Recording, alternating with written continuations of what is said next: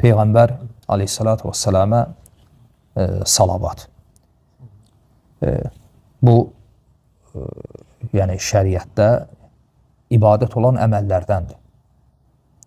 Çünki ibadət nədir? Allah Azza və Cəllənin sevib razı qaldığı bütün sözlər, bütün əməllər, o əməllər, o sözlər ki, bəndəni bunu Allaha yaxınlaşdırır, yaxınlaşdıran bir səbəbdir, vəsilədir, o ibadətdir.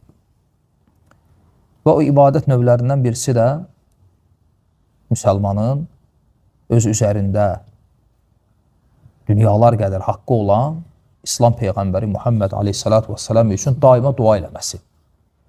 Allah Azza və Cəllə buyurur ki, Əhzab surəsində İnna Allaha və mələikətəhu yusalluna alən nəbi. Həqiqətən də Allah və onun mələkləri Peyğəmbərə dua edirlər. Ya eyyuhəl-ləzīnə əmənu və iman edənlər, sallu aleyhi və sallimu təslimə. Siz də ona dua eləyin və onu kamil bir şəkildə salamlayın. Deməli, Allah Azza və Cəllə ayədə neçə şeyi əmrlədi? Qeydlədiyim ayədə neçə şeyi əmrlədi? 2 şeyi. Ya eyyuhəl-ləzīnə əmənu. Sallu aleyh. Birinci əmrlədiyi. Sallu aleyh. Ona dua edin. Sallu. Sallu, yəni bildiyimiz salə, cəmi, salavat. İkinci əmrlədiyi və səllimu təslimə. İkinci əmrlədiyi isə təslimdir. Salam. Ayədə 2 şey əmr edilir. Salə və salam. Və çox vaxt biz də deyəndə belə eləyirik. Muhammed sallallahu aleyhi və səlləm. Sallə, salavat və səlləm. Təslim, salam. Biz də dua edəndə 2 şeyi 2 formada edirik ki, hətta ayəyə əməl etmiş olaq. Deməli, salə, bir də təslim. İndi sual verilsə ki, bu ikisi arasında fərq nədir və ya bunların mənası nədir? Birinci başlayaq saləhdən. Əs-saləh. Ayə deyir ki, sallu aleyhi. Sallu aleyh. Ona salat edin. Sallallahu aleyhi. Biz də belə eləyirik. Hə? Deməli, saləh. Bunun mənası nədir? Hə? Mənası nədir? Dua eləmək. 2 mənası var. Biri duadır, biri də təbrik. Əslində salə, bizim dildə namaz, ərəbcə nədir? Saləh. Elə bu saləhdir. Yəni, lüğəvi mənada mənası duadır. Yəni, sallu aleyh, yəni Peyğəmbərə dua edin. Birinci mənası budur. Saləhin ərəb dilində 2 mənası var. Birinci mənası nə oldu? Dua. Məsələn, başqa ayədə Allah Azza və Cəllə buyurur ki, Peyğəmbər sallallahu aleyhi və səlləmə xitabən xuz min əmvalihim sadaqa tutahhiruhum və tuzakkihim bihə. Onların mallarından sədəqə götür. Bununla onları təmizləmiş, pakə çıxarmış olarsan. Və salli aleyhim, həmin feildir. Və salli aleyhim və onlara dua et. İnnə salətəkə səkənun ləhum. Sənin duan onlar üçün bir təsəllidir. Ona görə Allah Resulü aleyhissalatu vesselam bu ayəyə əsasən sahabələrdən zəkat götürəndə özü üçün yox. Zəkat götürmürdü. Yəni kasıblara paylamaq üçün. Rəhbər o idi, əmir o idi, cavabdeh o idi. O götürəndə bu ayəyə əsasən kimdən ki malının zəkatını, sədəqəsini götürür də onlar üçün dua edirdi. Çünki Peyğəmbərin duası onlar üçün bir təsəlli idi. Bu ayədən də bildiyi ki, deməli, saləh nədir? Duadır. Və ikinci mənası nədir? Ət-təbrik. Bizim dildə deyirik təbrik. Bu da ərəb sözüdür. Təbrik, yəni bərəkət ummaq. Məsələn, biz gəlib deyirik ki, filan kəsi təbrik elədin. Bu kəlmədəndir. Filan kəsi təbrik elədin. Təbrik, yəni filan kəsi üçün Allahdan bərəkət dilədin. Təbrikin mənası budur. Və saləh kəlməsinin ikinci mənası da budur. Deməli, hər 2 məna ilə götürsək, ya eyyuhəl-ləzīnə əmənu, ey iman edənlər, sallu aleyh. Mənası nə oldu? İman edənlər Peyğəmbərə dua edib Allahdan onun üçün bərəkət diləyir. Sallu aleyh. Və səllimu təslimə. Və həmçinin onu salamlayın. Təslim.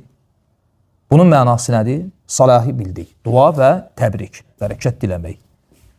İndi mən deyirəm ki, sallallahu aleyhi və səlləm. Bu ikincinin mənası nə oldu? Kim deyər? İkincinin mənası. Biz salavat deyirik, bilmirik mənasını.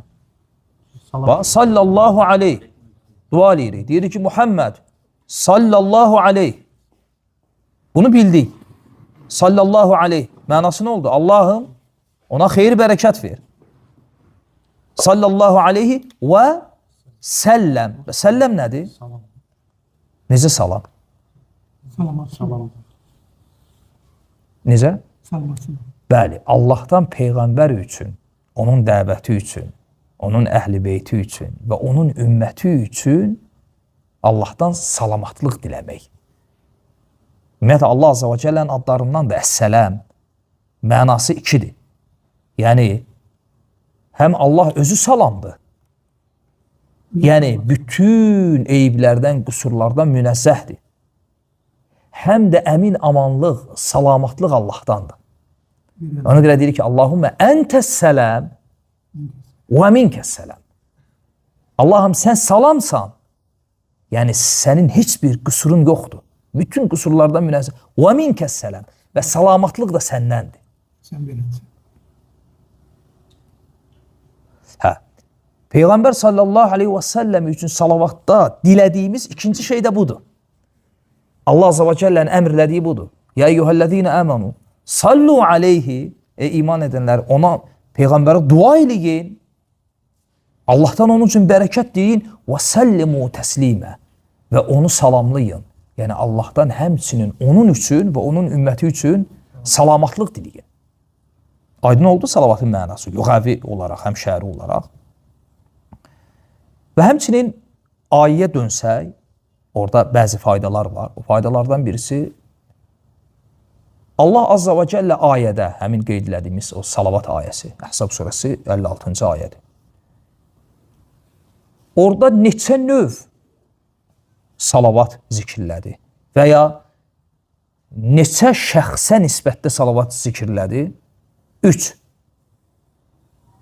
Allahın salavatı, Allahın duası, mələklərin duası və möminlərin duası. Çünki ayənin əvvəlində Allah Azza və Cəllə buyurdu ki, İnnəlləhə, həqiqətən də Allah, və mələikətəhu, və onun mələklə, yusallun alən-nəbi, Peyğəmbərə dua edirlər. Tərcümə belə gedir. Ey iman edənlər, sallu alən, siz də dua edin. Deməli, Allahın duası, mələklərin duası və möminlərin duası. Tabiinlərdən, sələfdən bu ayənin təfsirində gəlib ki, Allahın duası, fikir verin, kəlmə özü təkdir. Dua. Amma izafətdə, nisbətdə mənası dəyişir. Və bu ərəb dilinə xas, yəni xüsusiyyətlərdən birisidir. Başqa dillərdə də var, lakin ərəb dilində daha qabarıq görünür. Ona görə hətta bəzi alimlər deyirlər ki, ərəb dilində bir kəlmənin dəqiq mənası təklikdə bilinmir. İzafətdə bilinir. Gərək nəyəsə nisbət edəsən ki, mənası tam çılpaqlığı ilə ortaya çıxsın. Aydındır. Bu mənada məsələn sual versək ki, saləh mənası nədir? Daha dəqiq, daha düzgün. Cavab budur ki, sualı ki, kimə vermirsən, o gərək sual verənə belə desin. Kimə nisbətdə soruşursan? İnsanlara, mələklərə, yoxsa Allaha? Aydın oldu necə? Ona görə Allaha nisbətdə dua nədir? Çünki tamam, insanın insana duasını bildik. Müsəlmanın Peyğəmbərinə duasını. Çünki Allahdan nəysə umur. Amma biz burada danışırıq, innəlləhə. Allah dua edir. Duanı biz nisbət elədik Allah Azza və Cəlləyə. Allaha nisbət olunduğuna görə mənası dəyişdi. Mənası dəyişdi. Bu, məsələn, bu qayda ad və sifətlər məsələsində də bizim üçün faydalıdır. Görsən, əl insana da nisbət edilir, Allaha da. İnsana nisbətdə bir orqandır, bir cüzdür. Allaha nisbətdə Allah Azza və Cəllənin zatı sifətlərindəndir. Və əl-həy, yəni diri olmaq. Allah Azza və Cəllə Qur'anda özünə də nisbət edib həyatı. Allahu la ilahə illə hu əl-həy əl-qayyum. Allah həyat sahibidir. Əl-həy. Həmçinin bunu məxluqa da nisbət edib. Yuxricul həyyə minəl meyyit və yuxricul meyyitə minəl həy. Həy, diridən ölünü, ölüdən dirini çıxaran Allahdır. Özü barədə də dedi ki, əl-həy. Allah Azza və Cəlləyə nisbət olunan həyat ilə məxluqa nisbət olunan həyat eynidir? Eyni deyil. Nisbət olundusa artıq mənası dəyişdi. Salavat da belədir. Allaha nisbətdə salavatın mənası nədir? Yəni Allah Azza və Cəllənin o qulunu öz dərgahında xeyirlə yad eləməsi. Allah Azza və Cəllənin o qulunu öz dərgahında tərifləməsi, səna etməsi və bunun nəticəsi olaraq o qulunun sevgisini öz bəndələrinin nəfsinə, qəlbinə yerləşdirməsi. Bu, Allahın quluna olan salatıdır. Allaha nisbətdə olan dua budur. Ona görə görürsünüz, başqa hədisdə gəlir ki, Allah Azza və Cəllə qullarından birini sevdi mi, Cəbrailə əmr edər ki, mən onu sevirəm, sən də sev. Və sonra bütün səma əhlinə əmr edilər ki, o qulu sevin. Səma əhli sevdi mi, sonra yer əhlinin qəlbinə o qulun sevgisi yerləşdirilir. Niyə? Allah sevdiyinə görə. Və bu, həm də Allahın o qula salatının bir təzahürüdür. Bu, Allaha nisbətdə salatdır. Bəs mələklərə nisbətdə İnnallaha və mələikətəhu yusallun. Mələklərə nisbətdə salat, mələklərin o bəndə üçün Allahdan bağışlanma diləmələri. Biz insanlara, bəşərə nisbətdə salat da bildiyimiz salatdır. Yəni, bəndənin Allahdan o qul üçün xeyir, bərəkət diləyib, onun üçün Allaha dua eləməsi. Həmçinin bu ayədə olan faydalardan fikir verirsiniz, ayədə Allah Azza və Cəllə salatı neylədi? Əmirlədi. Ya eyyuhəl-ləzīnə əmənu sallu aleyhi və səllimu təslimə. Salatı, salamı neynədi? Əmirlədi. Və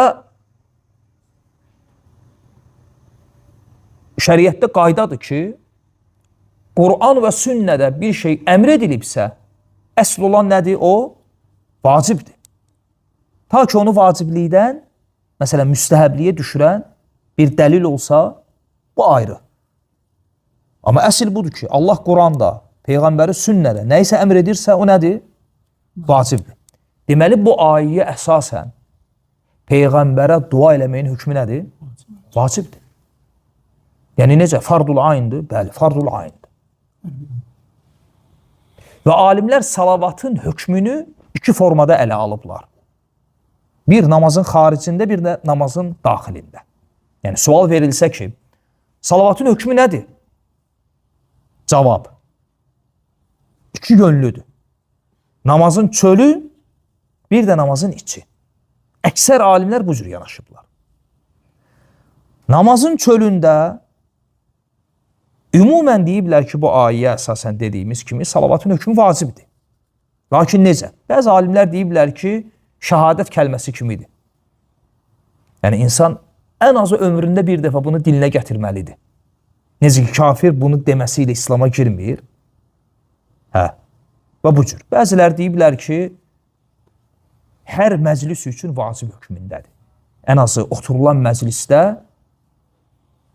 ən azı bir dəfə Allah Rasuluna dua edilməlidir. Və bəzi alimlər deyiblər ki, hər adı zikr olunanda ona dua edilməsi vacibdir. Hər bir halda bu formada ələ alıblar. Həm namazın xaricində, həm də namazın daxilində. Amma əsl olan, doğru olan, elə bu ayədə əmr edilən salavatı götürsək, həm namazın xaricinə aiddir, həm də namazın daxilinə. Fikir verin, çünki bu ayə nazil olandan sonra,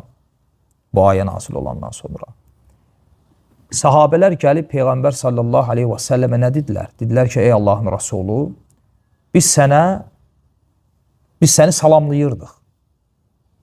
İndi isə Allah bizə salavata əmr edib. Necə edək?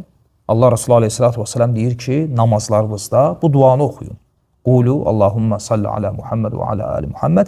Yəni, ayədə əmr edilən salavatı Allah Resulü harda oxumağa əmrlədi? Namazda.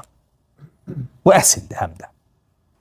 Ona görə alimlər namazda salavatın hökmün barədə ixtilaf ediblər.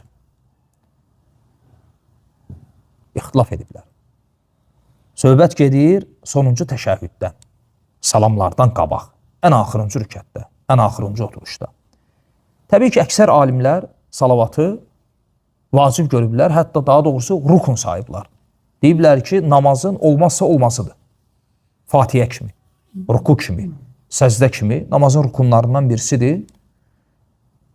Nəyə əsasən? Bu ayəyə əsasən və bu hədisə əsasən. Hədis də İmam Buxari və Müslimin ittifaqla rəvat elədikləri hədisdir. Niyə? Deyiblər ki, çünki ayədə Allah Azza və Cəllə salavatı əmr edir və bu ayə nazil olandan sonra sahabələr gəldilər Allah Rasulunun yanına və Peyğəmbər sallallahu aleyhi və səlləm dedi ki, namazlarınızda bu duanı oxuyun. Allahumma salli ala Muhammed və ala ali Muhammed. Və bu ayə, bu hədis dəlildir ki, salavat namazda nədir? Vacibdir, daha doğrusu rukundur. Və bəzi alimlər, məsələn, Hənəfi məzhəbində, onlar vacib görmürlər. Rukun, nəinki rukun, heç vacib də görmürlər. Onlar deyirlər ki, salavat sünnədir. Dəlilləri nədir? Abdullah ibn Məsuddan gələn bu hədis. İbn Məsud deyir ki, Peyğəmbər sallallahu aleyhi və səlləm mənim əlimdən tutdu və mənə bir Quran surəsi öyrədirmişcəsinə ət-təhiyyatı öyrətdi.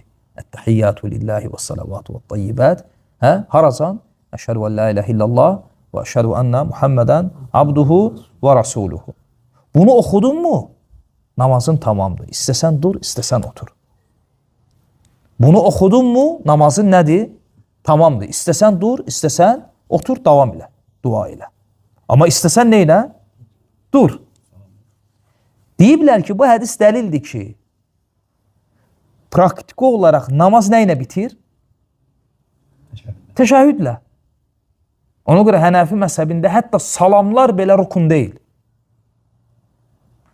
Ona görə Hənəfi məzhəbində namaz qılan, dəstəmazı pozulsa yox, öz ixtiyarı ilə təşəhhüdü oxuyandan sonra salam verməmiş namazdan dura bilir. Bu hədisə əsasən.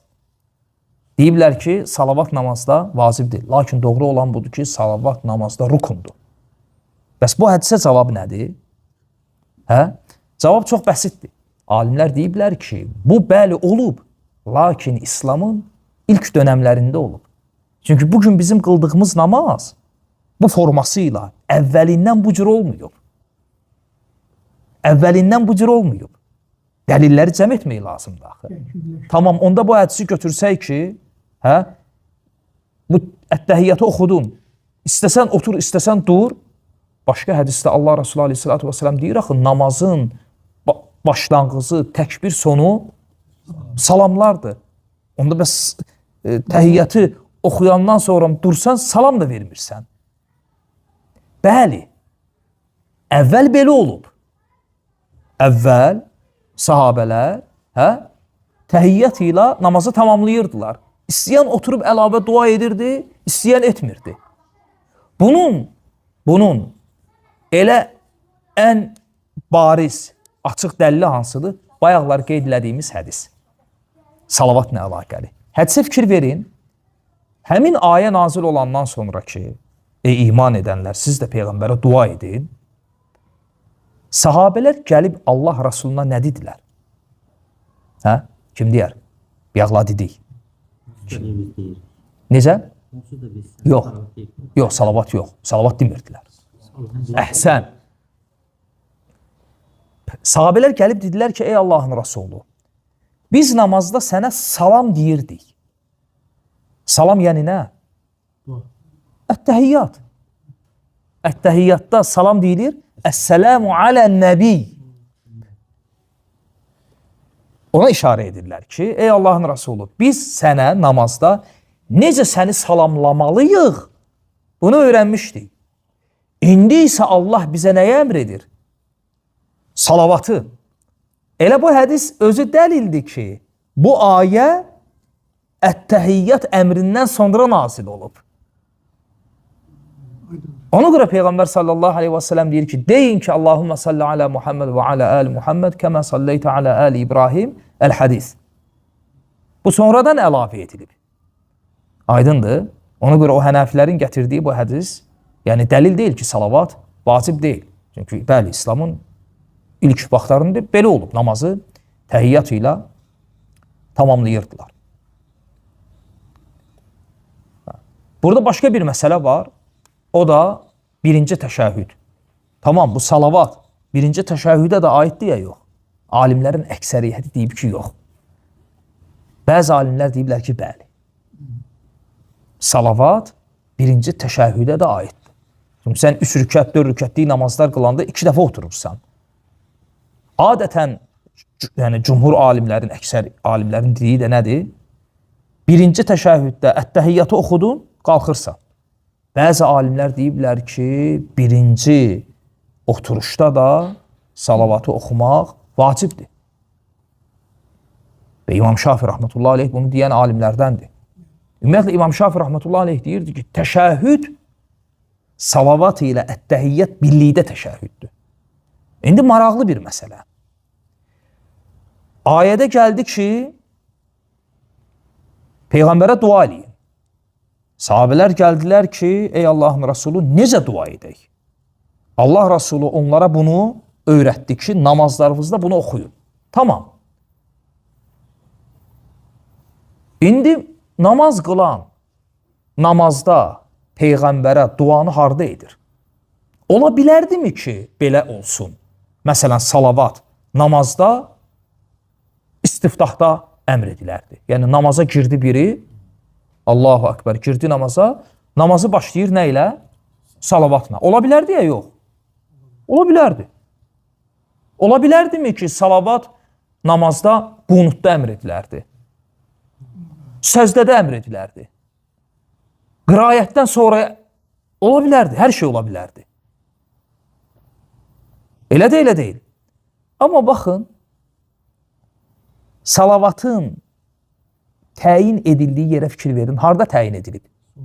Ət-təhiyyatdan. Niyə? Ət-təhiyyatın sonu nə ilə bitir? Və əşhədu ənnə Muhammədən abduhu və rasulü. Allah Rasulü adını çəkdin. İndi nə edirsən? İndi sual. Birinci təşəhhüddə, birinci oturuşda Peyğəmbərin aleyhissalatü vesselamın adını çəkmirsən? Niyə dua eləmədən qalxırsan ayağa? Necə olur bu? Necə olur ki, Peyğəmbərin adını çəkirsən, dua eləmədən qalxırsan yuxarı? Sanki bunun arxasıdır. Şafi rahmetullahi aleyh belə deyir. Deyir, bu ikisi birlikdə təşəhhüddür. Və birinci oturuşla axırıncı oturuş arasında fərq yoxdur. Və İmam Alban rahmetullahi aleyh də bunu deyir. Sıfat Salat-i Nəbi kitabında.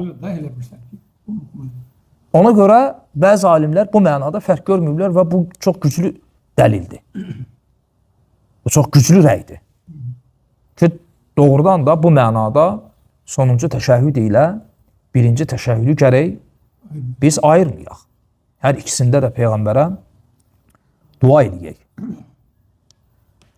Və sonra salavatın formaları var, siğaları var. Əslində bizim oxuduğumuz, bayaqlar qeyd elədiyim, o Buxar Müslimin ittifaqla rəvat elədikləri hədis, o məşhur olandır. Allahümmə salli alə Muhammed və alə əli Muhammed kəmə salleytə alə əli İbrahim namazda oxuduğumuz. Amma salavatın o formada təxmini 10-a yaxın şəkli gəlib şəriətdə. Cürbəcür sahabələrdən. Məğzi eynidir. Lakin ləfslərində müəyyən fərqlər var. Hər hansı biri ilə namazda Peyğəmbərə dua etmək olar ya olmaz? Dua etmək olar. Və ya bəzən bu formasıyla, bəzən bu formayla. Məsələn, o formalardan birisi, o da Buxarinin səhihində rəvat elədiyi hədisdir. Salavatın demək olar ki, ən geniş forması budur. Gəlir ki, Allahümmə salli alə Muhammed. Məhşur olanda nədir? Və alə əhli Muhammed. Əhli Muhammed nədir? Əhli Muhammed nədir? Ərəb dilində əl kəlməsi ailədən də geniş mənası var.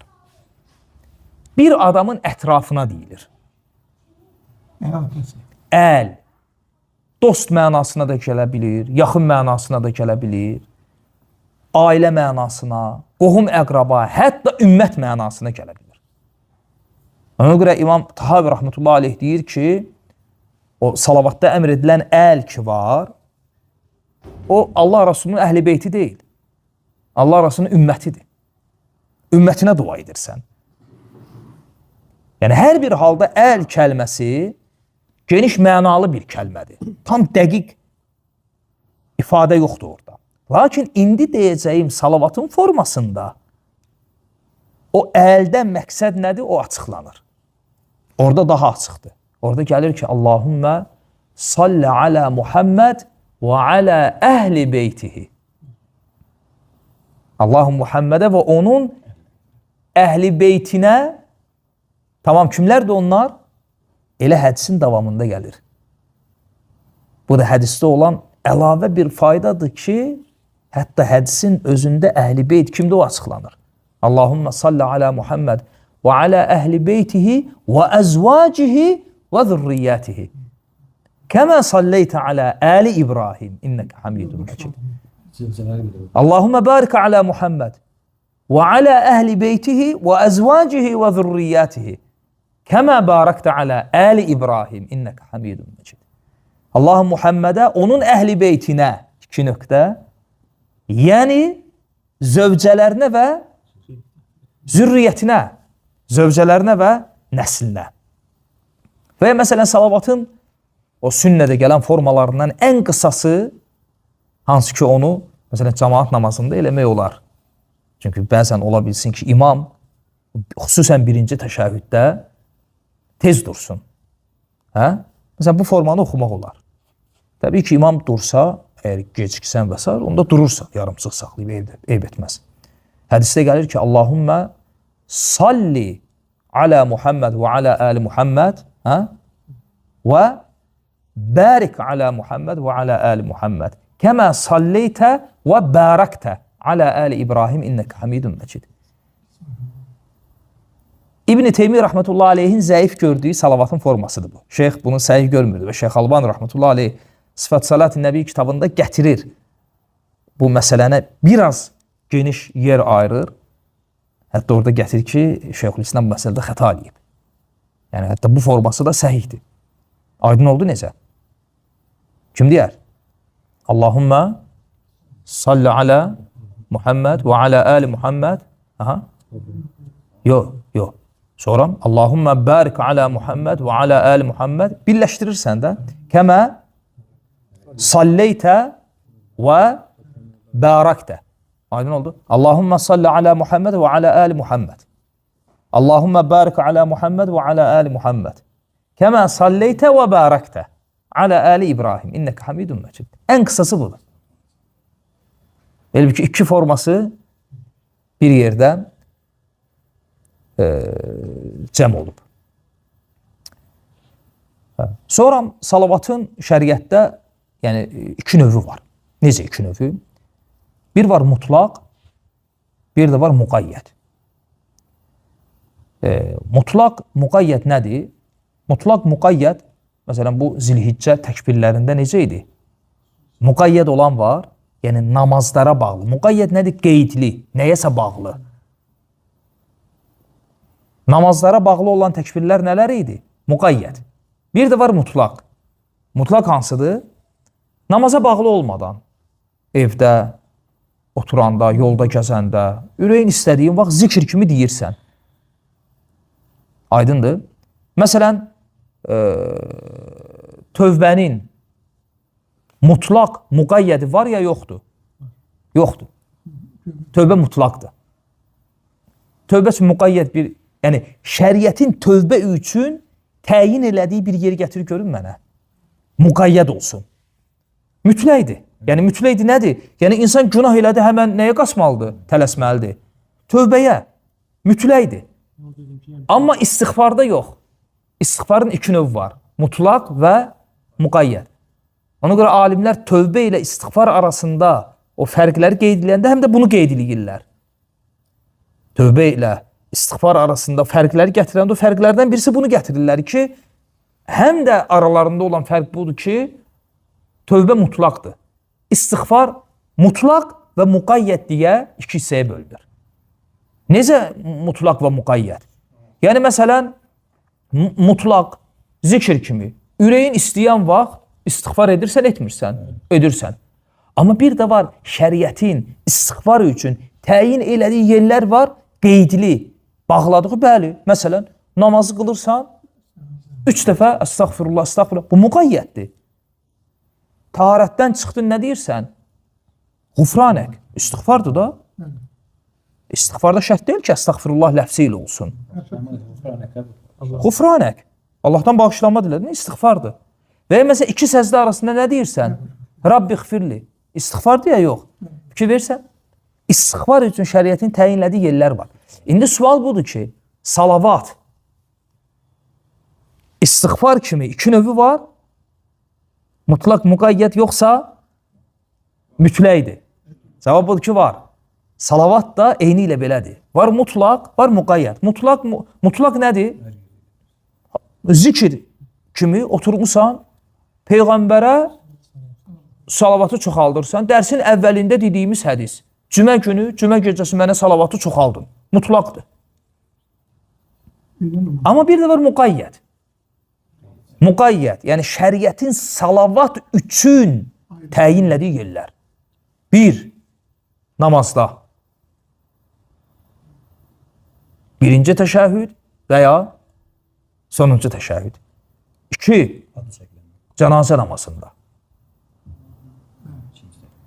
Və məsələn, başqa yerləri azandan sonra 3 sünnə var. O azandan sonra oxunan dua, insanın özü üçün dua eləməsi, bir də Peyğəmbər sallallahu aleyhi və səlləmə salavat. Və müqayyət yerlərindən məscidə girərkən, çıxarkən Peyğəmbərə salavat demək. Necə? Məscidə girərkən, çıxarkən oxunan duanın içərisində salavat var ya yoxdur? Salavat var. Aydındır? Və bu kimi şəriətin təyinlədiyi yerlər. İndi məsələn, burada bir sual versək. Səhər axşam zikirləri içərisində Peyğəmbərə salavat var ya yoxdur? Cavab, var. Necə? Zikir kimi. İxtilaf bundadır ki, yəni səhər axşam zikirləri içərisində kimsə Allah Rasuluna dua eləsə, duanı çoxaltsa, nə gözəl. Hə? İxtilaf, alimlər bunda ixtilaf ediblər ki, səhər axşam zikirlərindəki salavat mutlaqdır, müqayyətdir. Bunda ixtilaf olub. Niyə? Bu barədə varid olan hədisin səhih olmamasında. Bir hədisdə gəlib ki, kim səhər və axşam mənə 10 dəfə dua edərsə, artıq say qoydunsa bu nə oldu? Müqayyət. Qeyd qoydun. Bəzi alimlər bu hədisi götürüblər. Ona görə Müsəlman qalasında da var. Müsəlman qalasının müəllifi bunu gətirib. O etiqad edir ki, bu hədisə əsasən səhər axşam zikirləri içərisində Peyğəmbərə salavat nədir? Müqayyətdir. Yəni 10 dəfə. Digər alimlər isə deyirlər ki, yox. Niyə? Çünki bu hədis zəif olduğuna görə. Yəni say qoymuruq 10 dəfə, aydındır. Lakin səhər axşam zikirləri içərisində müsəlman özü üçün dua eləməsi ilə yanaşı həmçinin Peyğəmbər sallallahu aleyhi və səlləmədən duanı nə edir? çoxaldır. Duanı çoxaldır. Həmçinin fayda üçün bəzi şeylərə toxunun, buna da tamamlayaq. Bəzi rəvayətlərdə gəlib, məsələn, İbn-i Məcənin sünənində Abdullah ibn Məsuddan Allahümmə salli alə seyyidinə ləfsi gəlib. Seyyidinə, yəni ağamız Muhammədə.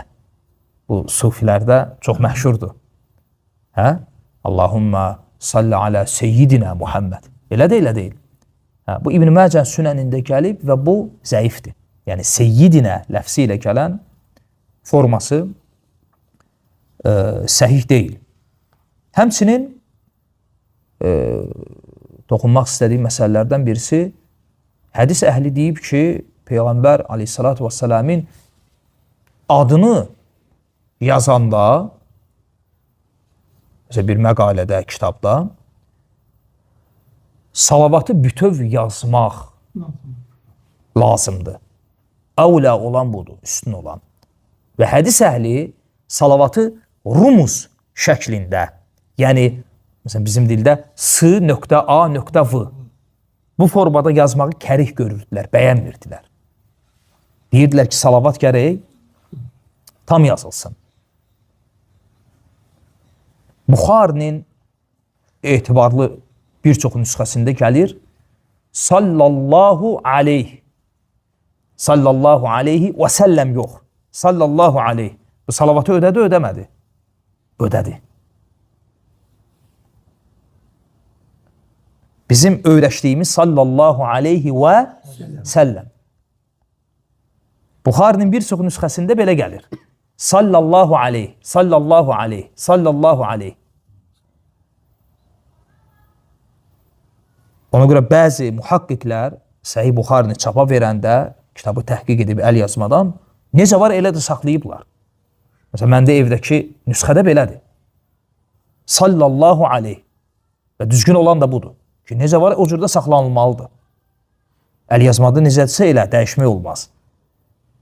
Və bu salavatı ödəyir. Ona görə hədis əhli bəyənmirdilər. Rumuzu, orada s, sad və bizim də s.a.v bu bəyənilmir. Gərək tam yazılsan. Bu mənə nəyə xatırladır? O Şeyx Albani Rahmetullah Aleyh təvəssülü kitabında o bidət olan təvəssülü biz sələflər qəbul etmədiyimizə görə bu sufilər və digərləri, bidət tayfaları və s. onlar bir növ irad bildirirlər. Deyirlər ki, və cəmaat arasında belə yayırlar ki, filan kəslər Peyğəmbər ilə təvəssülü qəbul eləmirlər. Çünki onlar Peyğəmbəri sevmirlər. Şeyx Albani Rahmetullah Aleyh həmin məqamda cavab verəndə deyir, Subhanallah, biz o kəslərik ki, kim? Yəni əhl-i hədis, hədis əhli, Peyğəmbərin adı çəkiləndə, Peyğəmbərin adı yazılanda, hətta rumuzu düzgün saymırıq. Ki, hər dəfəsində bir kitab yazırsan, xüsusən hədis kitablarında, bir 500 səhifəlik kitabda neçə min dəfə Allah Rasulunun adı çəkilir. Neçə min dəfə.